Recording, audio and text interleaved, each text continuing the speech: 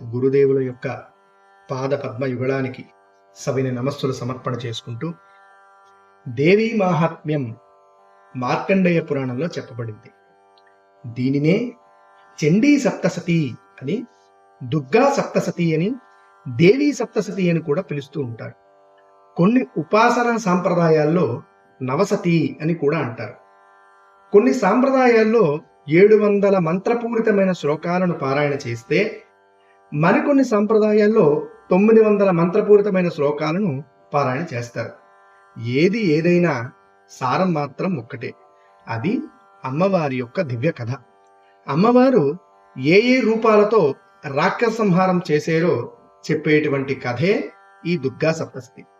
ఇందులో అనేక మంత్ర సంకేతాలు, మంత్ర విశేషాలు దాగి ఉన్నాయి. కాబట్టి గురువులు, సాధకులు, పెద్దల యొక్క ఉపదేశం లేకుండా ఈ గ్రంథ పారాయణం చేయకూడదు అని చెప్తూ ఉంటారు.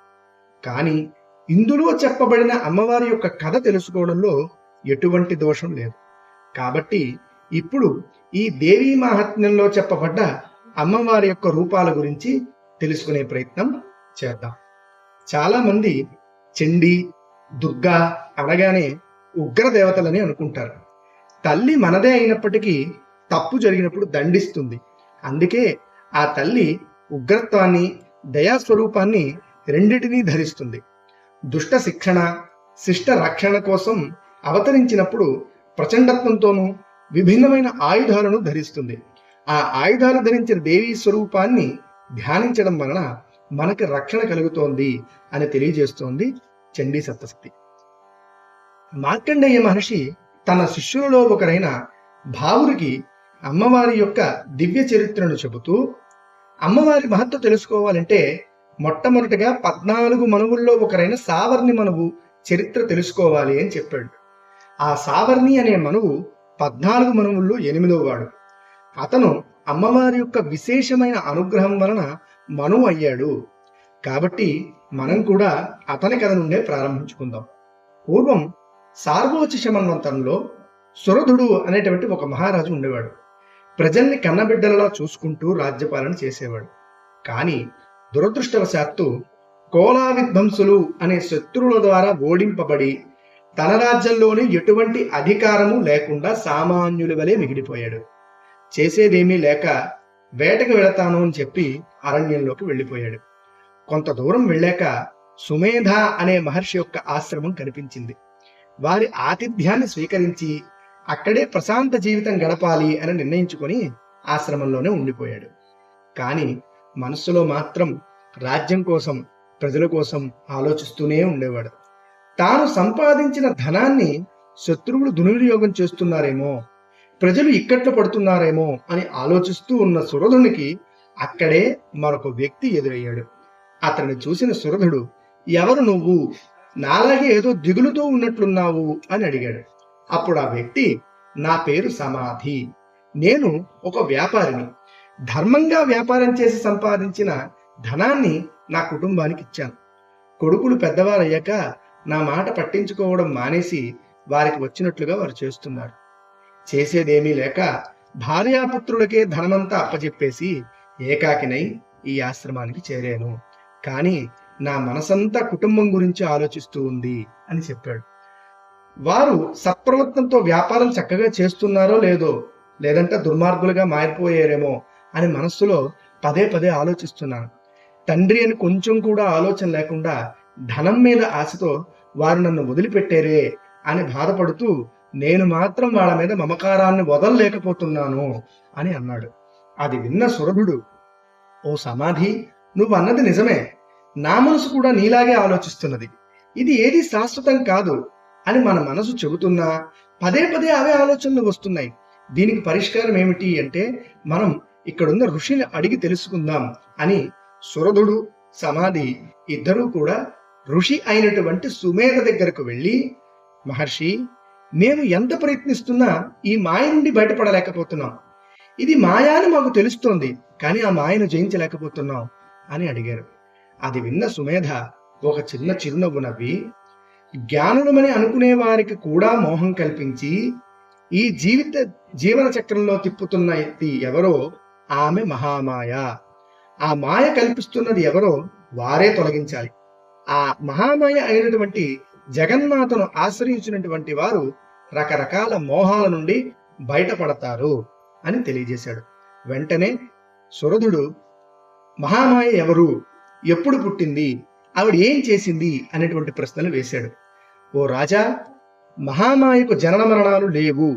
జగత్తంతా వ్యాపించి ఉన్నటువంటి చిచ్చక్తి స్వరూపమే మహామాయ. దేవతల కార్యార్థం ఒక్కొక్కసారి ఒక్కొక్క రూపాన్ని ధరించి ఆవిడ ఉత్పన్నమవుతోంది అని చెబుతూ సృష్టి ఆరంభంలో జరిగిన విషయాన్ని తెలియజేయడం మొదలుపెట్టాడు సుమేధ. సృష్టి అంతమైనటువంటి తర్వాత మహావిష్ణువు ఆదిశేషునిపై పడుకొని యోగ నిద్రలోకి వెళ్ళిపోయాడు. అలాగా నిద్రపోయిన విష్ణువు యొక్క చెవి మలినం అంటే గులిమి నుండి మధుకైటబులు అనే 2 రాక్షసులు పుట్టుకొచ్చారు. బయటికి వచ్చి అతనితో యుద్ధం చేయడానికి ప్రయత్నించారు. యోగ నిద్రలో ఉన్న విష్ణుమూర్తి స్పృహలోకి రాకపోయేసరికి అతని నాభిగమనంలో ఉన్న బ్రహ్మగారి దగ్గరికి వెళ్ళి వారితో యుద్ధం చేయమని అడిగారు. అది చూసిన బ్రహ్మగారు మహామాయ అయినటువంటి అమ్మవారిని స్తుతించారు. వెంటనే ఆ అమ్మవారు నిద్రాదేవి రూపంలో విష్ణువు నుండి బయటకు వచ్చి దర్శనమిచ్చింది. యోగ నిద్ర నుండి బయటకు వచ్చినటువంటి విష్ణువు మధుకైటబులతో కొన్ని వేల సంవత్సరములు యుద్ధం చేశాడు. అలా యుద్ధం గడిచిన తరువాత అమ్మవారు మాయా రూపంలో మధుకైటబులను ఆవహించింది. ఆ మాయా ప్రభావం వల్ల అప్పటిదాకా విజయం పొందాలి అని యుద్ధం చేస్తున్న మధుకైటబులు విష్ణువుతో, నువ్వు మాతో యుద్ధం చేసినందుకు మేము చాలా సంతోషించాం, నీకు ఏం వరం కావాలో కోరుకో అని అన్నారు. ఒక్కొక్కసారి మన బుద్ధి కూడా సరిగ్గా పనిచేయక ఇట్లాంటి మాటలే ఆడి లేనిపోని ఆపదలు మీదకు తెచ్చుకుంటాం. ఇప్పుడు వీరిద్దరూ కూడా అదే పని చేశారు. వెంటనే విష్ణువు, అయితే సరే, మీ ఇద్దరు నా చేతిలో చావండి అని వరం కోరాడు. వరం ఇచ్చి పొరపాటు చేసేమని అనుకున్న మధుకైటబులు ఇద్దరూ చుట్టూ చూశారు. ఇంకా సృష్టి ఆరంభం కాలేదు కాబట్టి ఎక్కడ చూసినా జలమే ఉంది. విష్ణువుని మళ్ళీ మోసం చెయ్యొచ్చు అని అనుకుని, సరే ఎక్కడ నీరు లేదో అక్కడే మమ్మల్ని నువ్వు చంపుకోవచ్చు అన్నారు. విష్ణుమూర్తి ఒక్కసారిగా తన శరీరాన్ని పెద్దదిగా చేసి వారిద్దరినీ తన ఒడిలో పెట్టుకొని చక్రంతో వారి శిరస్సులు ఖండించి వాళ్ళిద్దరినీ కూడా సంహారం చేశాడు. ఇక్కడితో మధుకైటబుల వధ జరిగి మళ్ళీ విష్ణువు సృష్టిని యథావిధిగా ప్రారంభం చేశాడు. ఈ విధంగా అమ్మవారు మహామాయా రూపంతో విష్ణువు ద్వారా రాక్షస సంహారం చేసి సృష్టిలో ప్రారంభమైనటువంటి ఆటంకాలను నివారించింది. మధుకైటబులు అన్న ఈ 2 పేర్లలో ఒక గొప్ప సంకేతం ఉంది.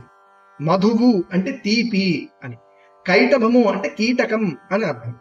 కీటకాలు ఏ విధంగా తీయని పదార్థాల చుట్టూ తిరుగుతాయో మనలో ఉన్నటువంటి జీవుడు కూడా లౌకిక విషయాలు, ప్రాపంచిక విషయాల చుట్టూ తిరుగుతూ ఉంటాడు. ఈ ప్రపంచంలో చాలా విషయాలు మనకు ఇష్టమైనట్లుగా అనిపిస్తూ, కావాలని కూడా అనిపిస్తూ ఉంటుంది. వాటి కోసం అనేక ప్రయత్నాలు చేస్తూ ఉంటాం. ఈ ప్రయత్నంలోనే కామ, క్రోధ, మోహాలు వంటి మాయలో పడి మన జీవితానికే సార్థకత లేకుండా చేసుకుంటాం.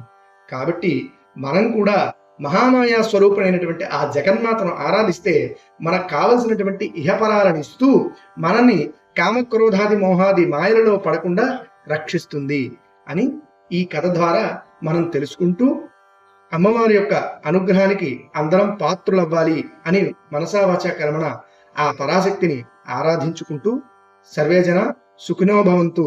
సర్వం శ్రీకృష్ణ చరణారవిందార్పణమస్తు. స్వస్తి.